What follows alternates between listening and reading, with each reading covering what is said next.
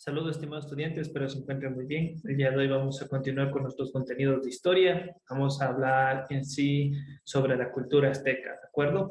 Para eso es importante, nosotros vamos a compartir nuestra diapositiva, vamos a ver características importantes de la cultura azteca en la época precolombina y también vamos a hablar un poco sobre el proceso de coloniaje por parte de la corona española, en este caso de Hernán Cortés, cuando llegó a Tenochtitlán. ¿De acuerdo? Entonces, para eso primero vamos a conocer sobre la cultura azteca.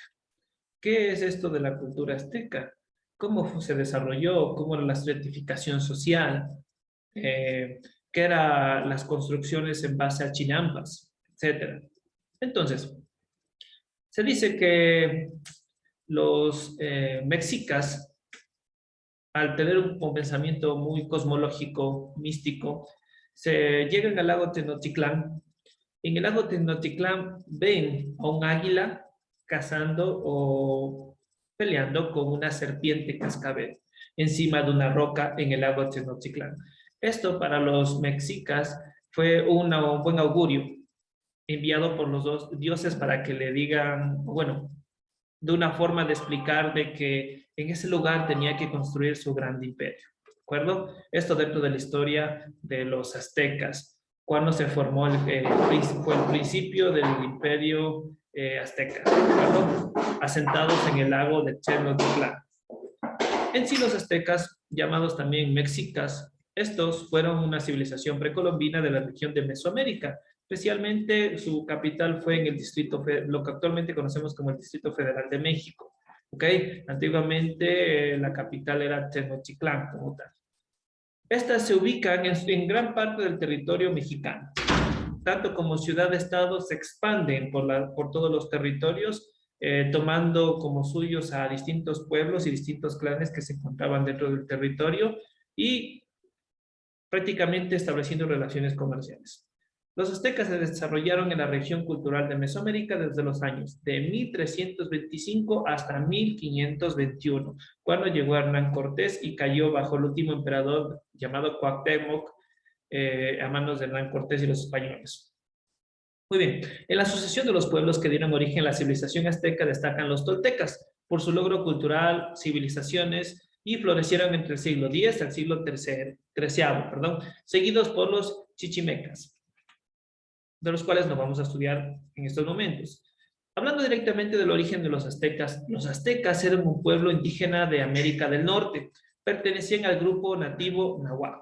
Los aztecas también puede ser llamado mexicas, de ahí viene el nombre México, o de los mexicas, de ahí el término México como tal.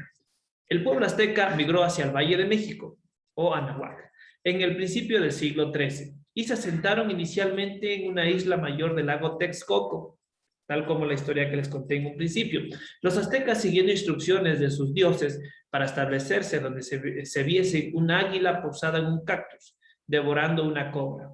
En el lago Texcoco vieron una señal del dios, un águila en un nopal, devorando una serpiente, y allí fundaron su ciudad denominada Tenochtitlán, que significa donde está el nopal silvestre. ¿Okay? Eso es Tenochtitlán, significa donde está el nopal silvestre. Aquí podemos ver, dentro de un mapa político, vemos en dónde estaba ubicado Tenochtitlán. Eso actualmente es el Distrito Federal, ¿no? Aquí podemos ver la península de Yucatán y todo este territorio, ¿no? Hasta vemos que aquí las primeras migraciones que van desde América del Norte, ¿ok? Hasta la parte de Tula y Tenochtitlán. Y estas, cuando ya se establecieron como imperio, fueron expandiéndose hacia casi la Centroamérica, ¿de acuerdo? Y esto llegó casi hasta los principios de los años 1520. Entonces, esta fue la señal del águila asentada en un nopal devorándose una serpiente cascabel, que fue un presagio enviado por los dioses que significaba que allí debía construir una nueva ciudad, un nuevo imperio, y que iba a florecer dentro de ese lago. Posteriormente vamos a ver que gracias a una nueva técnica de cultivo denominado chinampas o piscinas, se establecen aquí las ciudades como tal. Dentro del Imperio Azteca vemos que su base económica, política, era el modo de producción tributaria, es decir, tributos o impuestos.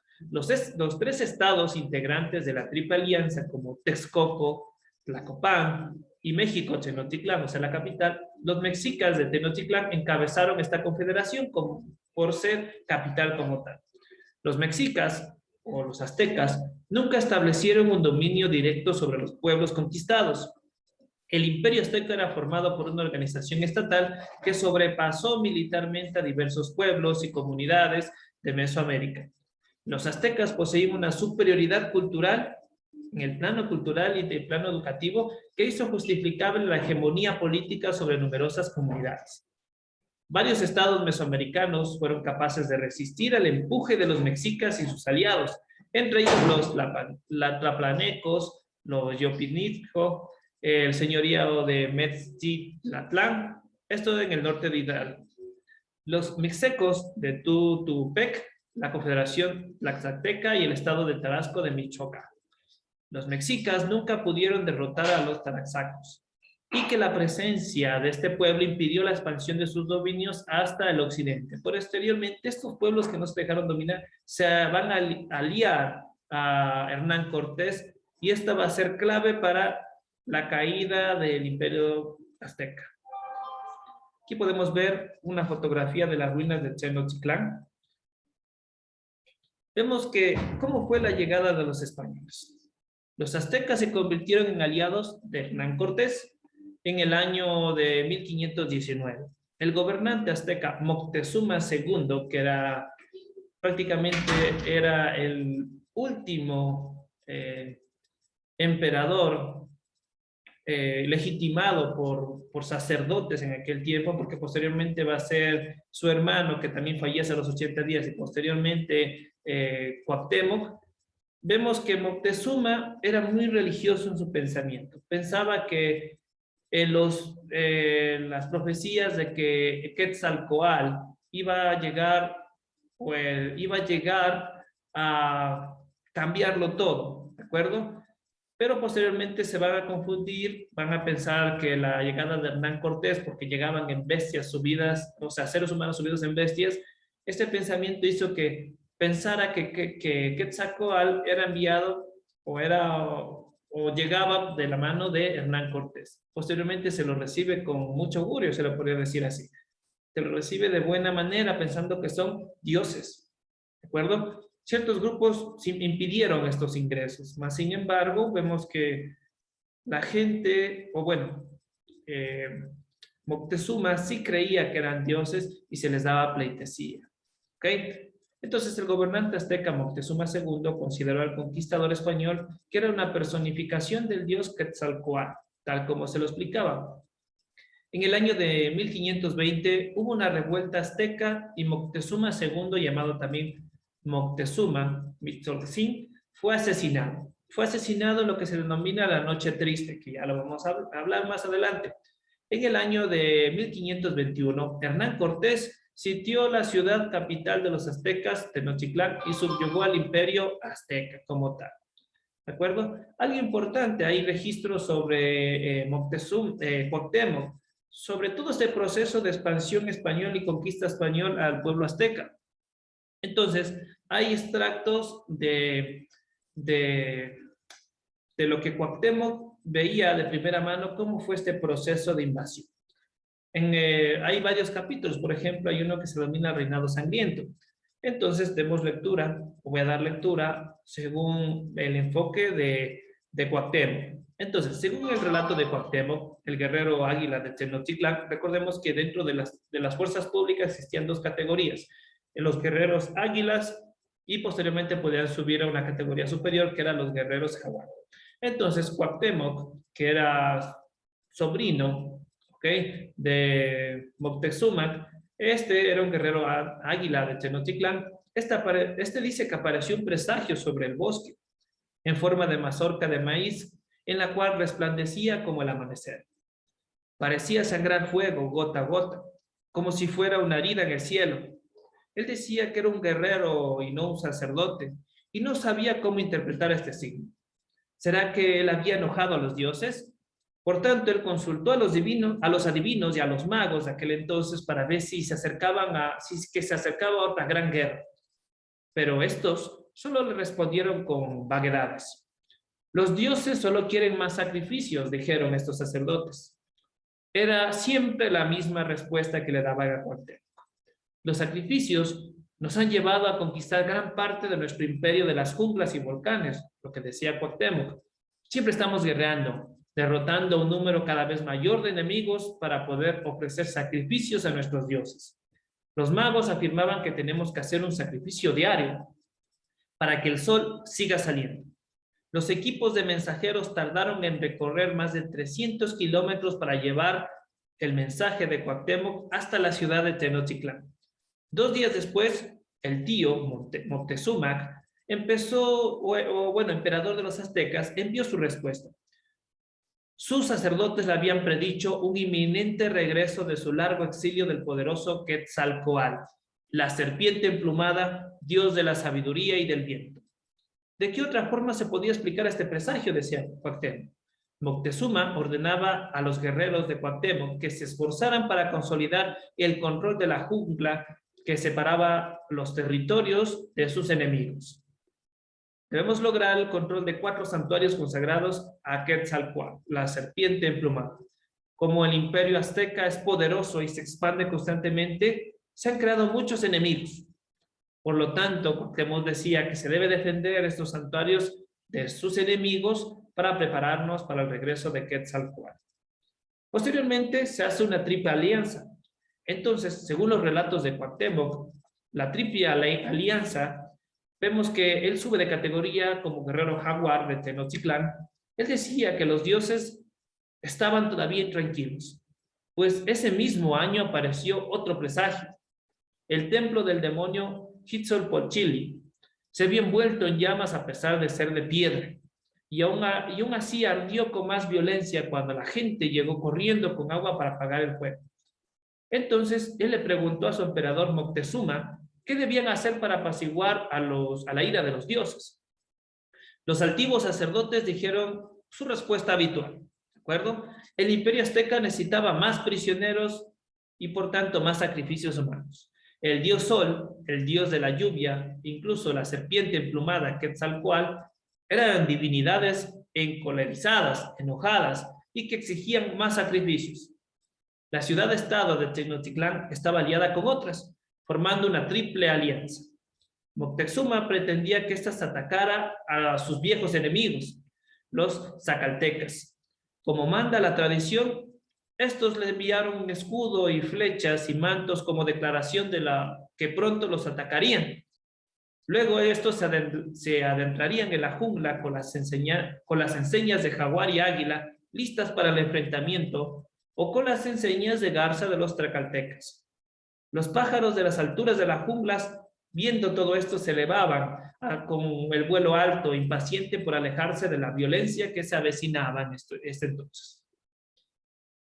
También Cuauhtémoc definía lo que era Quetzalcóatl como presagio. Entonces narró posteriormente cuando llegó Hernán Cortés o Quetzalcóatl, ¿de acuerdo? Y según el relato de Cuauhtémoc, que era el guerrero ahora jaguar de Tenochtitlán, según otro presagio, el lago se rodeaba por la gran ciudad de Tenochtitlán. Esta se elevó, el agua que estaba dentro del lago se elevó. Aunque no hacía viento, hirvió como si la hubieran calentado, el agua del lago Texcoco. Espumó hasta que se abalanzó sobre las casas de la ciudad, arrastrándolas con él, y él acompañó a sus dignitarios al encuentro de los recién llegados, es decir, los españoles extranjeros. Viajaron hasta la costa, atravesando los territorios de sus enemigos las aztecas. Cuando salieron de la jungla, los extranjeros les dieron la bienvenida. Estos eran los españoles. Aunque estos mantenían sus armas al alcance, ellos le dijeron que eran aztecas, representando al gran Moctezuma. Su jefe dijo que eran españoles y que se llamaba Cortés. Aunque pareció complacerle, ellos se refirieron como a él como a Quetzalcóatl, refiriéndonos a Cortés. Cuauhtémoc dice que no le parecían dioses, aunque sus armaduras y animales parecían de otro mundo. Ellos, los aztecas, le ofrecieron a Cortés regalos del mejor algodón, plumas de pájaros, pero estos no parecían interesados más que en los adornos de oro, perdón, que tenían puesto. Preguntó una y otra vez si había otro oro en Tenochtitlán. Pues a los españoles preguntaban si había más oro en Tenochtitlán. Cortés ya se había adentrado en el territorio de los tlaxcaltecas en un principio. Por tanto, había escaramuzas entre los tlaxcaltecas y los españoles. Sí, hubo una confederación entre ellos. Pero cuando Cortés se enteró del tamaño de Tenochtitlán y el número de los valientes guerreros aztecas, tanto guerreros jaguar y guerreros águila, les propuso a los tlaxcaltecas una alianza para atacar a los aztecas posteriormente. Luego recibido en la ciudad de Tenochtitlán, Hernán Cortés como un dios, ¿ok? La gente de Tenochtitlán se veía pues maravillada viendo a seres humanos diferentes, con armaduras. Llegan a Tenochtitlán, igual los españoles, cuando llegaban veían una ciudad enorme en medio de un lago gigante. Entonces ahí se decía que en las calles de Tenochtitlán era una especie de plaza, el comercio era abundante, se vendía aves de corral, es más, se decía que hasta ya habían descubierto lo que es la salsa de tomate, los aztecas. Entonces los españoles vieron maravillados el sinnúmero de comida y además de los adornos de oro y de piedras preciosas que tenían los aztecas como tal. Luego, posteriormente, llega a lo que se denomina la noche triste. Según Cuauhtémoc, él es tomado como prisionero en Tenochtitlán. El siguiente presagio no lo vieron, pero escucharon que la noche los gritos de una mujer que lloraba porque no podía esconder a sus hijos. La indecisión atormentaba al emperador Moctezuma. Este hombre era Quetzalcóatl o un simple mortal. Aquí Moctezuma no sabía, empezaba a darse cuenta que Hernán Cortés era muy parecido, muy igual a otro ser humano, pero tenía miedo de equivocarse y que en verdad sea Quetzalcóatl convertido en Dios. Entonces, mientras el emperador Moctezuma meditaba la respuesta para encontrar si era cierto que es Dios o no, los ciudadanos se sentían cada vez más inquietos con los extraños. Cortés vigilaba de cerca al emperador y poco a poco Moctezuma era prisionero en su propio palacio. Así tomaron los españoles Tenochtitlán, sin tan siquiera hacer guerra o asediarla. Los españoles recogían todo el oro que encontraban, muy parecido como pasó acá en el Imperio Inca. Recogieron todo el oro que encontraban, pero no les interesaba el arte ni los adornos. Estos se limitaban a fundir el oro para posteriormente llevárselo a España. También prohibieron los sacrificios a los dioses, ya que esto le parecía un acto impuro en contra de Dios. Pero esto trajo ira en los sacerdotes que protestaron. Pero al protestar fueron asesinados por los españoles. Los ciudadanos y los guerreros de Tenochtitlán estaban enfurecidos por las nuevas normas que ponían los españoles al llegar a esta ciudad. Aunque el emperador no lo supiera, todos ya sabían que estos españoles no eran dioses. Por lo tanto, estallaron disturbios en los mercados, en el palacio, cuando el propio Moctezuma apareció en la terraza para pedir a los aztecas que mantuvieran la paz. El pueblo le lanzó piedras, quitando legitimidad en su pueblo. Por lo tanto, había llegado el momento de expulsar de Tenochtitlán, a estos falsos dioses. Se dice aquí que esta fue la última vez que se vio a Moctezuma. Después de esto fue asesinado por los españoles por orden de Hernán Cortés. Entonces, continuando el relato de Cuauhtémoc, nos dice que tras la muerte de Moctezuma, solo sirvió para acrecentar aún más la ira del pueblo azteca. Cuauhtémoc decide personalmente ir a atacar a los españoles. Así debe ser, decía Cuauhtémoc. Y así debería ser, según los sacerdotes. Porque ahora tú eres el nuevo emperador. Es decir, fue legitimado por los sacerdotes que quedaron como nuevo emperador azteca. Este se sentó en el trono y le colocaron el tocado del emperador, es decir, su corona de plumas. Nunca resultó cómodo llevar una corona, es lo que él decía. Cortés no se había alejado mucho de Tenochtitlán, porque los españoles iban lastrados con el peso de oro que les habían robado. Mientras huían por las orillas del lago, los guerreros los perseguían con canoas. Cuauhtémoc envía más guerreros por tierra, porque le pareció obvio que Cortés intentaba reunirse con sus aliados, los tlaxcaltecas. Finalmente los alcanzaron en la ribera del norte del lago Texcoco. Continuando con el relato de Cuauhtémoc, este nos dice que pronto los españoles sí habían tenido la esperanza de que Cortés se hubiera ido por donde había venido, pero este se detuvo para reagruparse en Tlaxcala. Se imaginaban que no podía soportar la idea de regresar a España mientras siguieran teniendo tesoro de oros escondidos. Los españoles que perseguían en sus sueños de oro, plata y gloria, se prepararon para atacar Tenochtitlán otra vez. En Tlaxcala, Cortés construyó barcos de guerra en tierra firme. Este luego los desmontó y atravesó la jungla para reconstruirlos en el lago Texcoco. Sabía que los guerreros de Cuauhtémoc podían defender los puentes que conducían a Tenochtitlán, pero también sabían que eran vulnerables desde el lago. Cuauhtémoc reúne a sus guerreros para la última batalla. Los sacerdotes trataron de alentar a los aztecas para que defendieran a sus antiguos dioses y su gloriosa ciudad. Mientras Cuauhtémoc ascendía las escalinatas del gran templo y hacía sonar la concha de guerra, los sacerdotes hicieron señal de humo para anunciar que los aztecas se habían apresado para la guerra. Pronto estaría sitiada Tenochtitlán, pero los valientes aztecas morirían antes de verla sometida. Esto según los relatos de Cuauhtémoc. Posteriormente, Cuauhtémoc fallece en guerra y se hace de suya la ciudad de Tenochtitlán en manos de los españoles. Ahora hablemos un poco de la organización social de los aztecas. Estos, pues, vemos que en la parte superior de la cumbre están los señores. Estos son altos príncipes o de la nobleza, en la cual están de plano el gran Tlatoani, por debajo 4 electores, ¿de acuerdo? Y estos pertenecían a un gran consejo, los cuales legitimaban el poder y permitían también legislar, crear leyes y administrar la confederación como tal. Por debajo estaban los sacerdotes. Recordemos que esta sociedad era totalmente cosmológica, tenía un pensamiento místico todavía y legitimaban el poder también según los preceptos de los dioses. Por debajo estaban los comerciantes que manejaban el interés comercial, por debajo de ellos los campesinos y artesanos, y por último los siervos y esclavos, que por lo general estos eran prisioneros de guerra.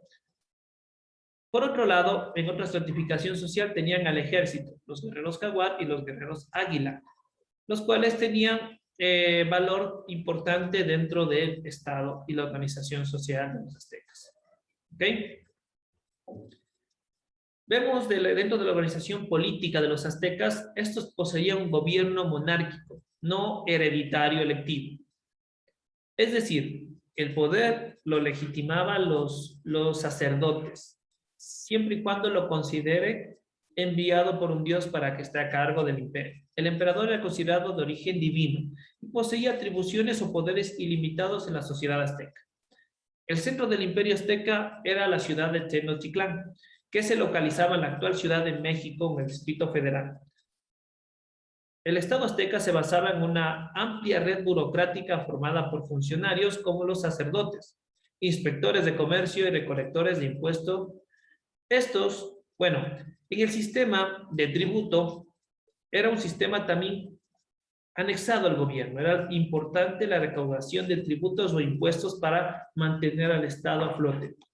Fue un imperio discontinuo, ya que no todos los territorios dominados estaban conectados. Por ejemplo, las zonas periféricas del sur no estaban en contacto directo con las del centro.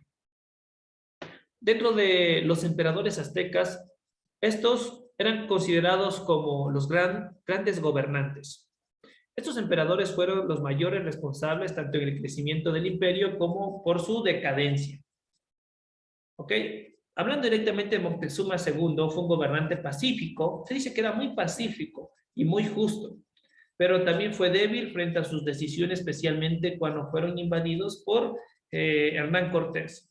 Es más, lo recibió con gusto en sus aposentos. La sucesión de los emperadores aztecas no era hereditaria, eran elegidos por el consejo entre los mismos miembros de la nobleza azteca. Aquí podemos ver una lista de emperadores aztecas desde el año 1375 hasta Cuauhtémoc en el año de 1521. Después de Moctezuma, le sucedió el poder Cuitláhuac, pero este solo duró 80 días. Posteriormente toma el poder su sobrino, Cuauhtémoc. Dentro del sistema judicial de los aztecas, los principales tribunales judiciales se establecieron en México o Tenochtitlan y en Texcoco, en donde habían de dirimirse los pleitos territoriales y criminales que no tenían solución con la justicia local, y administraba cada uno de los atlepi, que era un sistema judicial, unas personas o funcionarios públicos que estaban a cargo del sistema judicial. En Texcoco, la justicia era administrada en el Palacio Real, que contenía 3 salas, con un total de 12 jueces, designados por el monarca, quienes podían apelar asistido de 2 o 3 nobles. Además, funcionaban jueces de menor grado, distribuidos en todo el territorio. También hubo tribunales de comercio encargados de resolver litigios sumergidos en mercados o problemas comunes que se daban dentro del comercio interno. El procedimiento era oral y a veces se documentaba mediante jeroglíficos. La religión azteca, como ustedes saben, eran politeístas, adoraban a varios dioses. La religión azteca incluía prácticas de sacrificios humanos. La relación entre la religión y la medicina azteca encontraremos un sinnúmero de ritos para la medicina. Era mística la medicina.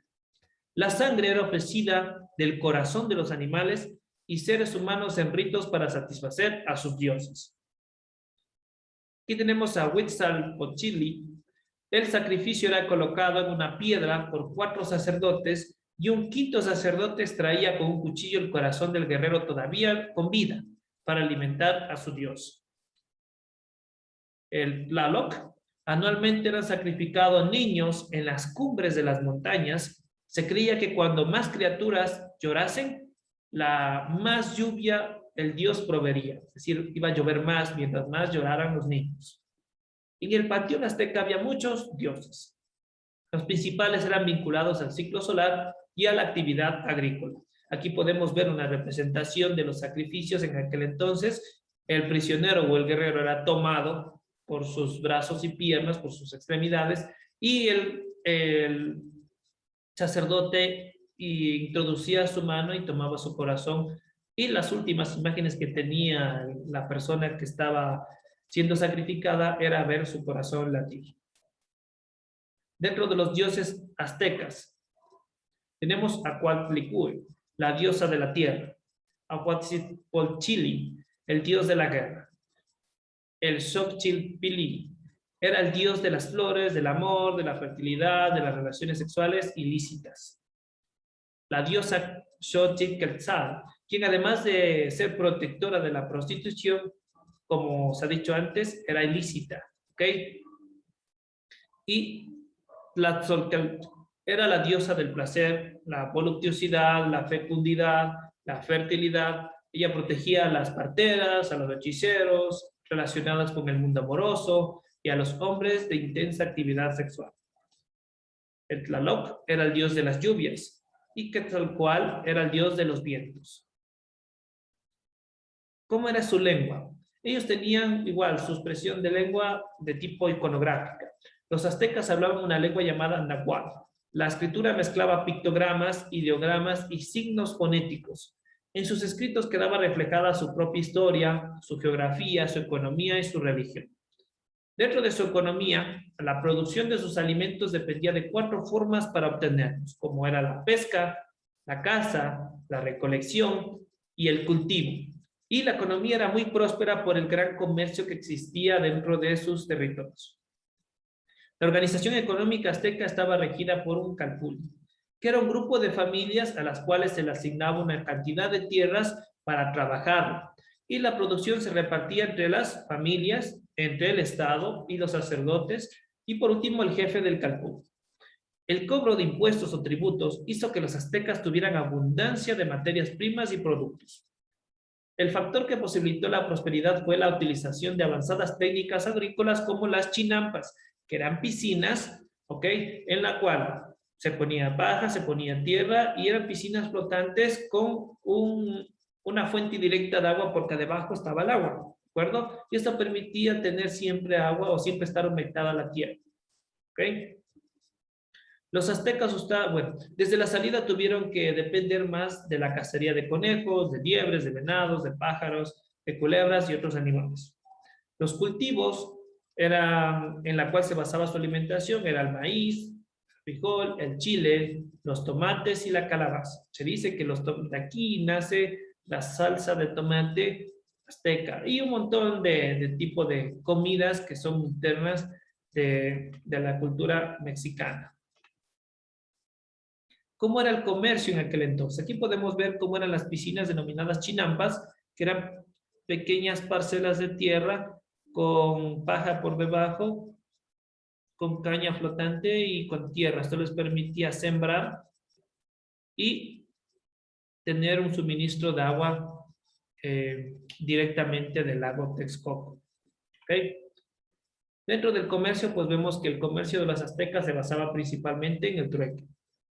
Normalmente los comerciantes mexicas o los toltecas intercambiaban productos de Tenochtitlán y sus alrededores para conseguir productos de lujo de otras ciudades.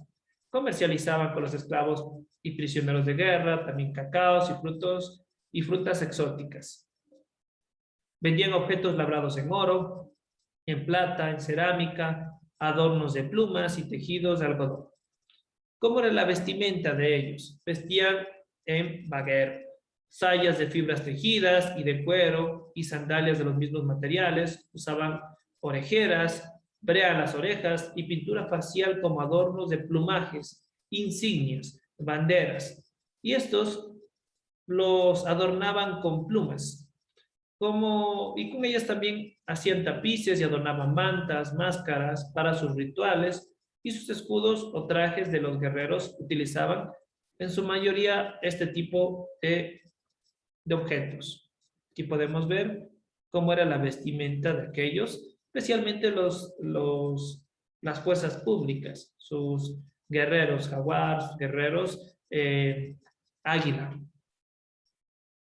Dentro de la astronomía, ellos utilizaban un sistema astronómico para, más que todo, para ver cuándo podían cosechar y cuándo podían sembrar y para que toda su producción agrícola sea óptima. Gracias a sus observaciones, determinaron con gran precisión las revoluciones del Sol, de la Luna y de Venus. Agruparon las estrellas en constelaciones que no coinciden con las nuestras. Conocieron la existencia de los cometas, la frecuencia de los eclipses del Sol y de la Luna, y pudieron crear un complejo calendario, igual de tipo circular, no de tipo lineal como el grecolatino. Esta observación del cielo les permitió también desarrollar conocimientos de meteorología y así predecir las heladas y establecer características de los vientos dominantes. No obstante, cada fenómeno atmosférico era asociado con un dios, el de las lluvias, Quetzalcóatl, los del viento. Vemos que el calendario era cíclico, ¿ok? Iniciaba con un periodo y volvía a terminar con otro. En el plano de la medicina, también iba ligado al plano de la religión. Con su conocimiento de la naturaleza distinguieron las propiedades curativas de diversos minerales y diversas plantas. Los sacrificios humanos religiosos, que por lo general incluían la extracción del corazón y el desmembramiento del cuerpo, favorecieron un buen conocimiento de la anatomía. Sabían curar fracturas, mordeduras de serpiente. Posiblemente hubo odontólogos encargados de realizar deformaciones dentales. La medicina estuvo muy ligada también a la magia y a los sacerdotes. Aquí podemos ver cómo fue la arquitectura. Podemos ver las pirámides escalonadas. ¿Ok? ¿Cómo eran sus esculturas? Estas realizaban esculturas de todos los tamaños. En niñas plasmaban temas religiosos o de la naturaleza. En las esculturas de gran tamaño solía representar dioses y gobernadores. Por ejemplo, a Moctezuma. Las del pequeño tamaño se reservaban para la representación de animales y de objetos comunes. Aquí lo podemos ver. ¿Cómo eran sus leyes? Las leyes eran muy severas, generalmente de castigo. Era mucho más duro si quien había cometido un delito era funcionario o noble importante. Existía la pena de muerte para los delitos de asesinato, de traición, de aborto, de incesto, de violación, de robo, de adulterio, y más que todo, si es que había adulterio, la mujer era estrangulada. Los guerreros podían escapar de la pena de muerte aceptando un destino permanente en la zona fronteriza, es decir, eran exiliados como castigo y nunca más podían regresar a sus hogares. La embriaguez era considerada delito. Solo se le permitía a los ancianos y a los guerreros. El castigo podía ser la muerte o el rapado de la cabeza, si era la primera vez que alguien no importante cometía esta falta. ¿Cómo era la educación? Las chicas eran educadas por sus madres en casa para realizar tareas del hogar. Solo las mujeres nobles podían ir a aprender en una especie de monasterio donde vivían hasta el momento del matrimonio. Para los chicos había dos tipos de escuelas, el Telpot Cali y el Cala Mecac, ¿okay? Que eran una especie de institutos donde se daba enseñanza del tipo de guerra. La enseñanza de la religión era importante, pero también se aprendía escritura, lectura, historia y música. ¿Cómo era el plano de la sexualidad en los aztecas? Solo había dos formas de relaciones sexuales. Las que tenían lugar dentro del matrimonio y la de los guerreros solteros con sacerdotisas dedicadas a la prostitución ritual. Cada aspecto de la vida sexual estaba asociado con un dios diferente. Por ejemplo, Xocotzili era el dios de las flores, del amor, de la fertilidad y de las relaciones sexuales ilícitas, es decir, fuera del matrimonio. La diosa Xochiquetzal, quien además de ser protectora de la prostitución, era la única que se puede decir que era lícita. La Xolquetzol era la diosa del placer, la voluptuosidad, la fecundidad y la fertilidad. Ella protegía a las parturientas, a las parteras, a los hechiceros relacionados con el mundo amoroso y a los hombres de intensa actividad sexual. Y esto prácticamente correspondiente al imperio azteca, desde sus inicios hasta su final, cuando son invadidos y coloniados por Hernán Cortés. Muchas gracias por todo.